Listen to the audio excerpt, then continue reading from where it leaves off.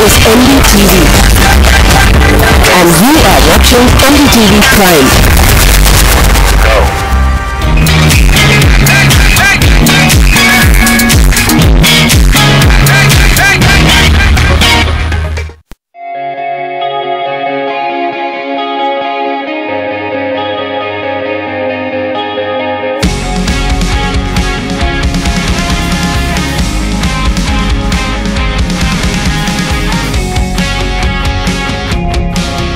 Electric mobility is a subject I personally am very passionate about, and we of course on the Car and Bike Show have brought you various electric scooters, two-wheelers and cars over the last few months.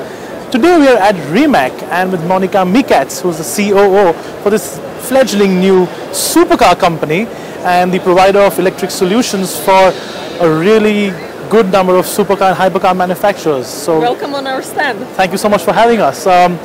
The car looks great. It's called the Concept One, of course, but the bigger news is the fact that you have been providing electric solutions to the likes of the Aston Martin, Red Bull Racing Project Valkyrie, and even the Koenigsegg Regera. So why don't you take me through what your company is all about, and then we'll have a look at the car. Of course. So we are producing high-performance electric hypercar, first in the world.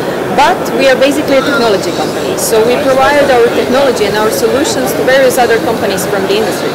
So as you have seen, there are pieces of our technology on Aston Martin stand, in Koenigsegg stand, but in some many more around us here, but unfortunately I'm not able to disclose which ones still. In the future you will hear more about that. Right. Of course the car is the first car that you made. You made 8 units, am I correct? 8 cars? So we are producing only 8 cars in total. 6 of them are already ordered. So basically there are only 2 left. Right.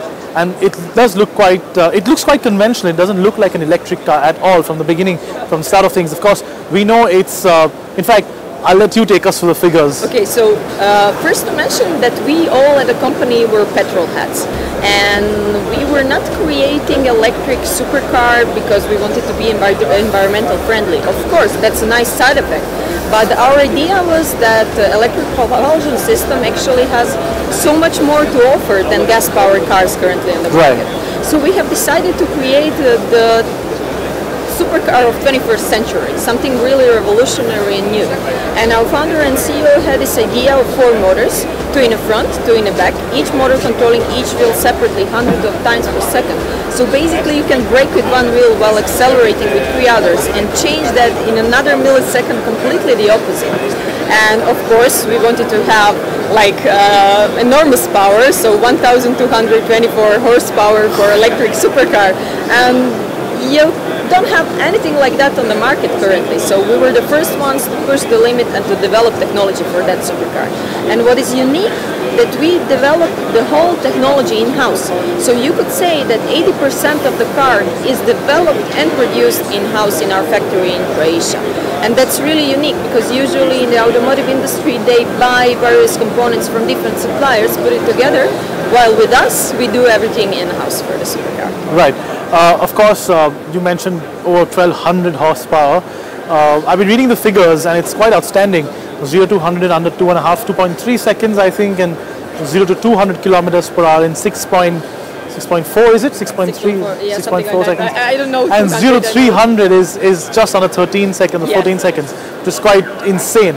Of course, there's a lot more technology in it, as you mentioned, torque vectoring, but with electric motors, which is the next generation of torque vectoring.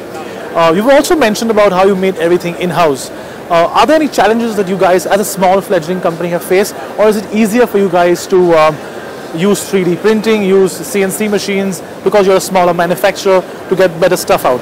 We are maybe more flexible and we think out of the box, and that was actually the only way to create a car like this.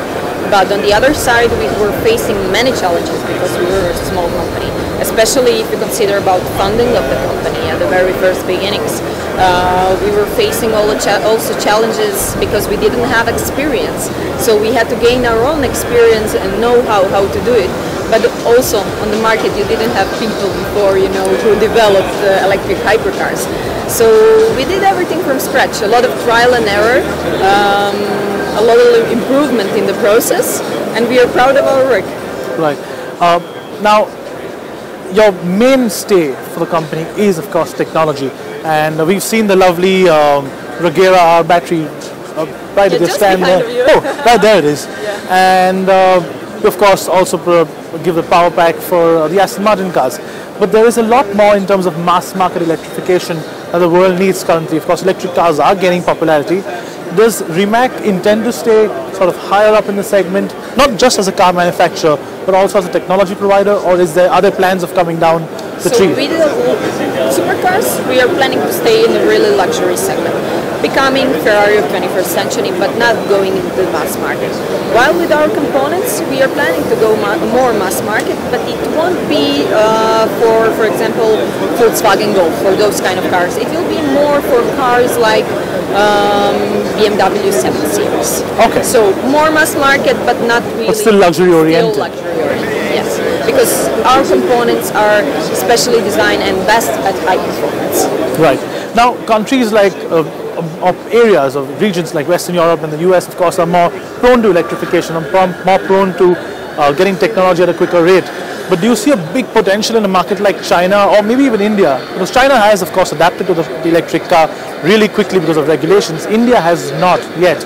Do you see a huge market for somebody like you? China is definitely a huge market for us.